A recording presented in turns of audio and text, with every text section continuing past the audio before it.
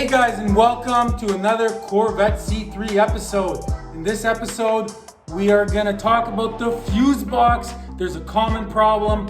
You guys have to check this out. Okay guys, so inside underneath here, there is the fuse box as you can see.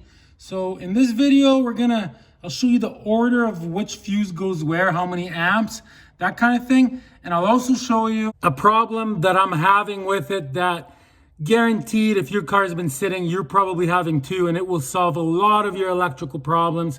It's pretty simple. Okay, so for example, right, lots of different circuits run off of different fuses. So like one fuse might be for the clock, one might be for the wipers, and one, for example, will be for your gauges here, like your electrical gauges, your fuel gauge, your water pump gauge. Those run off of separate circuits. So the problem I was having is these gauges weren't working on me. And I mean, I checked everything and they just weren't working. They weren't getting power. I ended up even taking the fuse box apart, and that's actually when I figured it out. So it's actually really simple solution to it. Okay, so let's take a look at the fuse box right now. Okay, so for example, this fuse here is for the gauges, what I just showed you, right? And so, I mean, I went to test the fuse with my voltmeter. Okay, so you take your voltmeter, and on this one, see this little arrow with the plus sign. So you put it on that, right? There it is. So now what happens is when you touch the two wires together, this will drop to 0, meaning electricity is traveling from this to this. Ready? Watch. See, so it's traveling through. The second you let it go, now it's not traveling anymore. So that's how you would test your fuses, right? You touch it to one side of the fuse and the other, and if it drops to 0 like this, then the fuse is good. So that's basically what I did. Let me show you. Okay, so basically what I did is I touched both of these to the fuse, right? It dropped to 0. And I was like, oh, the fuse is good. And that was the end of it. I never really thought to test anything else on it. See, but what I didn't do, which I figured out later, is I ended up touching like one to the fuse here and the other one, not to the fuse, but to this outside part, like that the fuse connects into. And the electricity wasn't flowing through. Get it? Like it was flowing through the fuse, but it wasn't flowing from the thing that it clips into to this thing that it clips into right here. You get what I'm saying? So what ended up happening is this car has been sitting for 22 years. So corrosion developed in between the fuse and this part. So now what I got to do is I have to pull this fuse out. So I'll do that right now. Just like that. I mean, it's not the easiest to pull these out. Yeah, there is a tool, but the tool that I got doesn't work on these. They can even break sometimes. So you basically got to pull these out.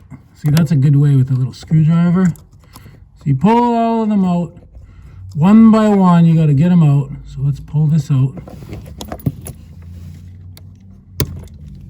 Okay, now that we got it out, we get some 320 grit sandpaper, and we have to get into that. See, right in there, and we have to clean these with sandpaper. See, they are a little bit corroded, and that's the problem. Yeah, see what I mean? See what I'm doing? It really doesn't take much to clean these. So you clean them up like that. Really good. One by one so you don't mix up your order. See how this moves? That's no problem because there's a wire attached in the back of it. So they do move like that. That doesn't mean it's like unsoldered or anything. So yeah, you just clean these super good. And then what you got to do is you take your fuse. You do the same thing. You get a little bit of sandpaper. That's all it takes. So we'll do that. And then once you're done doing that, you take your fuse, you take some dielectric grease, great stuff. You put it a little bit on the fuse, a little bit on there so it doesn't rust and corrode, and you pop the fuse back in, and there you go. And then you can test it with the voltmeter to see if it's working. And guys, I hope that helps somebody out because I was kind of stumped on it. I just never thought to check for that. And you know, if you check your ground, you check all your wires, and something still got no power going to it, it possibly could be something as weird as this. Okay, so I'm gonna do every single fuse now. put them all back, get all that done. And let me just show you the order of the fuses on the 1969 Corvette C3 with a 350 and air conditioning. Okay guys, so this is a picture of it. Some of them you can't really see super good, but this one here is a 5 amp, 10, 20, 10, 25, 25, 20, 20, 20. So there you go, guys. Just if anybody's curious, see, there's that corrosion I was telling you about.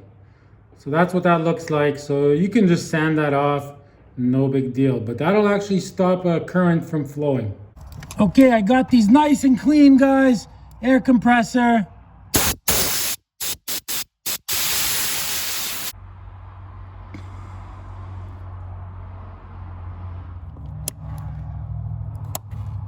Just like that. Hopefully this video helped you guys out. So make sure you watch the whole entire playlist on restoring this 1969 Corvette C3 all the way from day one.